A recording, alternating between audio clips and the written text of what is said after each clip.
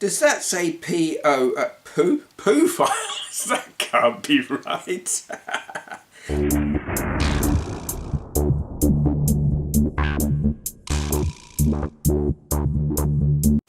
Hello, and first of all, Merry Christmas to you.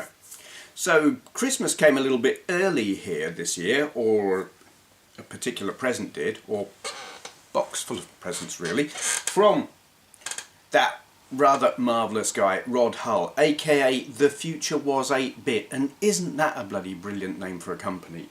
Purveyor of many things 8-bit, in particular storage solutions like gaming. I'll show you. First, actually, I'll show you the various things that came in this box that was just such an awesome surprise. Future Was 8-Bit mug. Rod Hull. Now, if you're English and of a certain age, you'll know why that is such a great image to have on there. Coaster with same image. Mouse mat with same image. And a very cool pen. I do like a nice pen. Purple. I like purple, and it's got The Future Was 8-Bit Kung Fu Flash. We'll talk about that in a minute. It says Kung Fu Flash on the coaster and the mouse mat and the mug as well. And also a block of orange jelly, because orange jelly, it's a VIC-20 game sold by The Future Was 8-Bit. Anyway, where have I put it? The main and most interesting thing that was in the box is this. Kung Fu Flash. I was aware of the existence of this as an object without actually knowing what it was. So when this came through the post a couple of weeks ago, I was fascinated and well, what it is, we'll take it out of the thing. It's a little cartridge.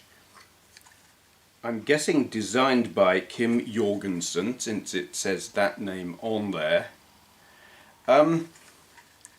It is a flash cartridge for the Commodore 64. You've got a little micro SD card slot there. It goes into the cartridge slot on the back of the Commodore 64. Now, you'll be familiar with things that I have used on the Commodore 64. I've got the SD2IEC, is that what it's called? An older one. With the Epix Fast Loader cartridge, which I also got from The Future Was 8-Bit. I've also got this tape cart SD thing, which I showed just a couple of weeks, a month or two ago. Can't remember exactly how long ago, which is quite cool. Now, what this does, because those two things, the SD to IEC and the tape to cart thing, they use different files. The tape thing loads up tape files and it plugs into the tape slot, tape interface thing on the Commodore 64. The SD to IEC plugs into the floppy disk drive. It's a virtual floppy drive, and then the Epix Fast Loader just loads the stuff faster. This goes into the cartridge slot, but it loads floppy disk images, tape images, and cartridge images. So we're talking, where does it say? CRT files, D64, D71, D81 files, PRG files. Does that say poo files? That can't be right. And it's firmware update UPD files. I haven't even looked into doing a firmware update because it just works really well straight out of the box.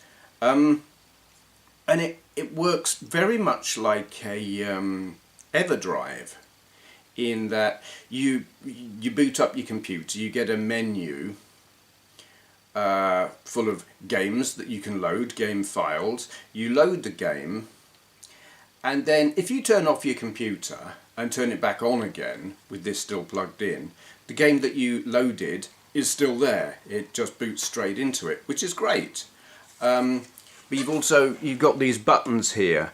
And I can't remember which one does what. Yeah, that one resets the computer and it will, I think it boots back into the game that you were in. That one loads the menu. Nice and clicky. That one also has a little LED in it, which is cool, so you know when it's like loading a game or whatever. That one is marked special. I don't know what it does. It's so special, I don't know. Maybe it's a secret, maybe it does special features on certain games. Don't know. Anyway, I'm going to plug this into my Commodore 64 and show you what it's like. Bear with me. Okay, let's turn on the Commodore 64 and there we go. Okay, well the last game I had loaded into it was Baby Pac-Man, so that's how quickly a game loads from the cartridge if there's a game already loaded into it. Fast, very, very fast. Let's now menu, press the menu button and it brings us into the last menu location where we loaded up that game. Now I've got to you navigate through it with the joystick in which one? Which joystick port? Joystick port 2. I've got a joystick plugged into both ports because Commodore 64 games, you never know which joystick port is going to respond, or the game is going to respond to, which, you know, invariably it'll be the one that you're not plugged into unless you've got two sticks plugged in. But anyway, yeah, whopping great. Well, there were some games that came preloaded on the SD card that was plugged into this here cartridge, and I've added to them because I got like loads of floppy disk images on my SD to IEC and a load of tape images on what, tape cart SD thing. So I bunged them all onto here. This is basically my entire Commodore 64 collection, and I've got like lots of different versions of the same game for reasons. I guess they've been cracked by different cracking crews. How I don't know why I have so many. I just do. I've also got I've got them all separated alphabetically. What are we going to look at, just to demonstrate how quickly it will load a game? We'll go for one that I always go for. So we'll go for this one. Okay, here we go. This, I think, I don't know if this... I don't know what...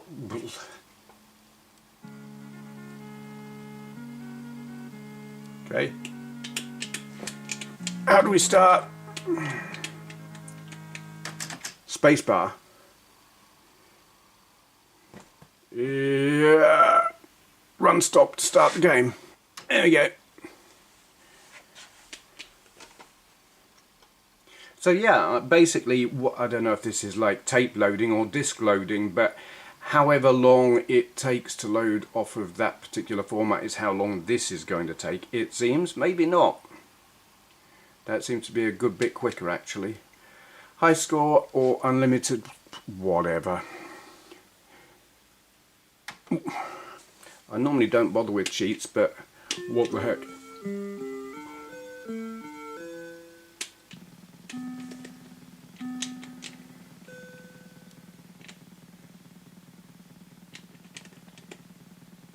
Trying to remember. Okay. Yep.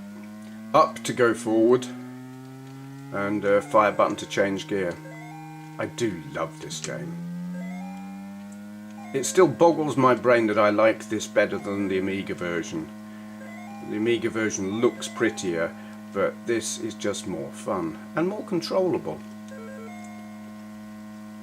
But yeah, as you saw, it loaded, I mean, while it had all the funny flashing, decompressing stuff going on, it still loaded pretty quickly, which was pleasing because it can sometimes take a damn long while to load depending on what you're using. So yeah, that's basically all there is to this. You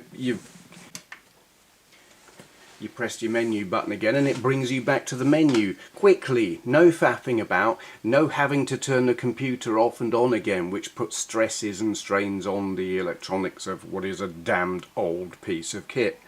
So yeah, I will link to the Future Was 8-Bit website where you can order one of these things. I know Rod is absolutely snowed under with orders at the moment because, well, that's what happens when you sell really good kit. And he does, and this is, and I like it a lot. So huge big thank you, Rod, and Merry Christmas to you. And Merry Christmas to the rest of you. And now I'm going to decide whether I'm going to add any other stuff to this video, it being Christmas and all that. Okay, this is Christmas Eve, written by Sandy Munro, played by me on Christmas Eve, yay. The present high score is 0, another modification by the fingers. Joystick import to, button to begin, joystick left or right to move sled, joystick down to shoot evil snowmen because that's festive, fire button increases power of sled, get every sack to land on a, you've got to land your sack on a rooftop, okay, I don't know. Where am I? There I am. Okay. Oh God. Yeah, can you remember what those controls were? Because I kinda can't.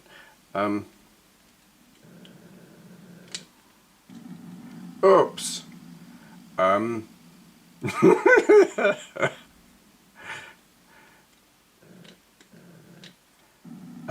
God. So don't hit anything, basically. Yeah, it's not good to there's a, oh God. Am I gonna achieve anything here? There's a lunar lander aspect to this, in that you've got you're thrusting to stay. Oh, okay. Oh bollocks. This is hard. Game over. Wow. Okay. Joystick left or right to move sled. Joystick down to fire. Fire button increases power of sled. So it's like thrust. Get, yeah, you're thrusting like on Lunar Lander. I get it now. Okay, and it's clear. Why is that sack moving?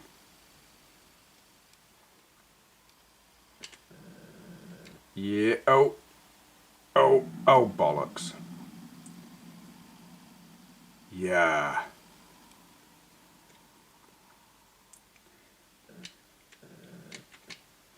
It is difficult. Oh God. Oh. It's very difficult. Very. Because you could easily give it too much oomph and evil snowmen, did it call them? Oh, because they're kind of brown. It's like they've got snowmen heads, but their bodies are a bit pooey.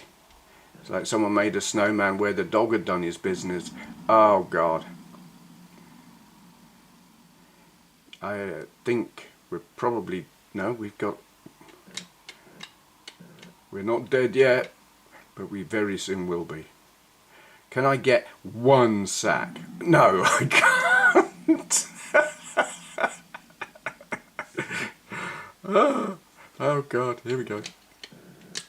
No. Oh jeez.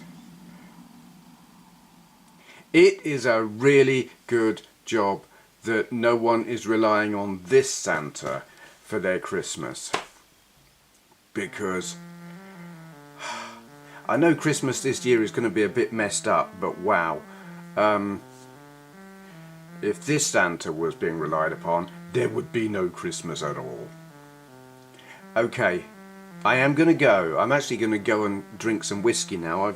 I have discovered that I like Irish whiskey more than Scotch whiskey. I've got a bottle of Jameson's and it is really, really, really nice. So yeah, that just leaves me to say, hope you have a really good Christmas. Have a safe Christmas. Look after yourselves. I'm working tomorrow. Yay. So is Jo. She's working more than me tomorrow. I may find myself with some free time at some point tomorrow where I may just happen to do a live stream if I get the opportunity. Not sure if I will or not.